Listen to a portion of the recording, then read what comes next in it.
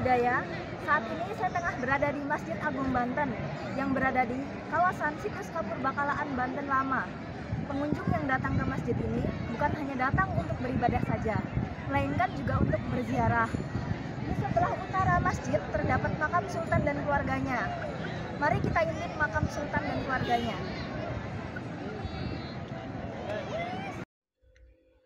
Masjid Agung Banten merupakan salah satu masjid tertua di Indonesia yang syarat akan nilai sejarah, terutama dalam perkembangan agama Islam di Provinsi Banten.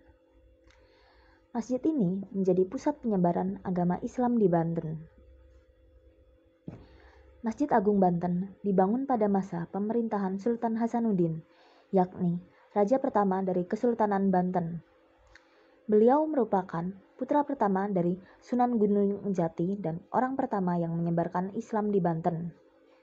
Di masjid ini, beliau dimakamkan. Tak heran jika Masjid Agung Banten selalu ramai pengunjung.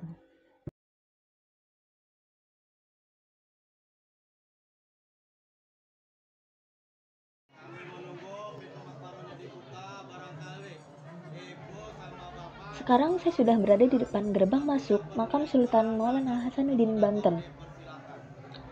Beliau yang tengah berdiri adalah salah satu penjaga Masjid Agung Banten. Sebelum peziarah memasuki makam Sultan, peziarah biasa menunggu di depan gerbang untuk menunggu peziarah yang di dalam selesai berziarah dan doa bersama. Sembari menunggu giliran untuk berziarah, peziarah dapat memberikan sedekah seikhlasnya.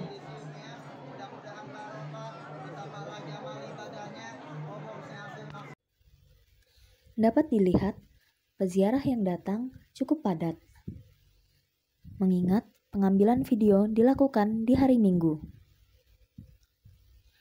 Pada hari Minggu ataupun hari-hari libur nasional, banyak pengunjung yang jauh-jauh datang dari luar kota hanya untuk berziarah ke makam Sultan Maulana Hasanuddin Banten.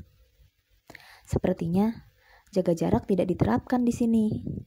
Oleh karena itu, saya memilih duduk di pinggir demi menghindari kerumunan. Nah, seperti ini suasana berziarah di makam Sultan Maulana Hasanuddin Banten.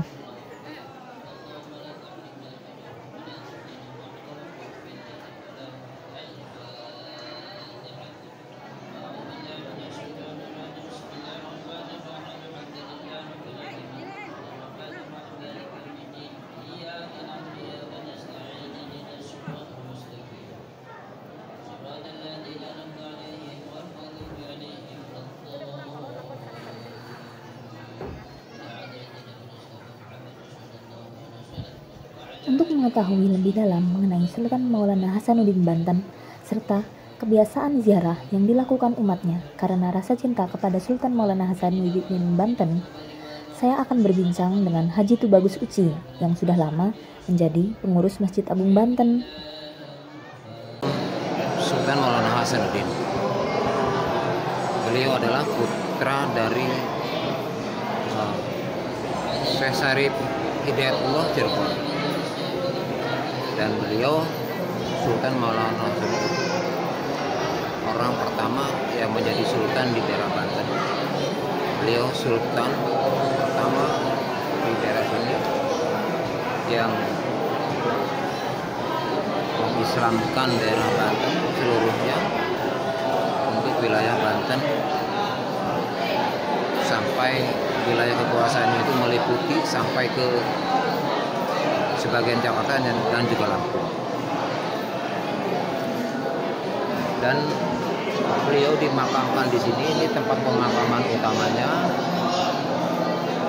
Makamnya ada di dalam beserta keluarga dan juga para sultan-sultan berikutnya. Karena sultan itu dari generasi ke generasi, dari awal semenjak satu itu sampai pada sultan 21. Itu salah satunya ini dilakukan terutama di dalam. Dan untuk keratonnya depan. Katanya mungkin semua juga tahu bahwasanya Banten adalah satu-satunya kesultanan yang tidak punya keraton karena sudah dihancurkan oleh Belanda waktu itu, oleh Dennes ya. Tapi kalau melihat sejarah di sana masih ada puing-puing kekayaan alam dari Banten itu ya memiliki kesultanan, keraton, juga situs-situs yang lain.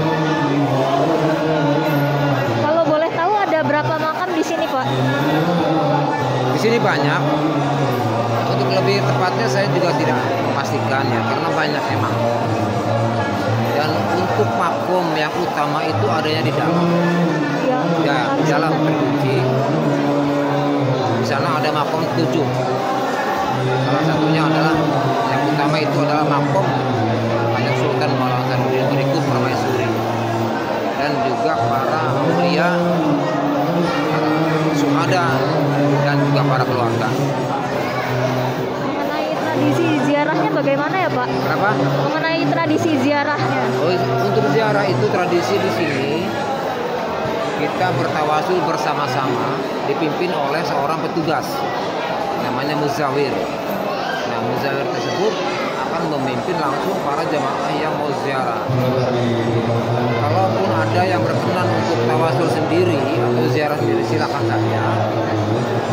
Nanti kita tempatkan tempatnya di mana yang kira-kira untuk konsentrasi. Kalau di sini di umum ini tempat terbuka itu untuk tawasul bersama-sama. Terima kasih sudah meluangkan waktu untuk menonton video ini. Namo Buddhaya.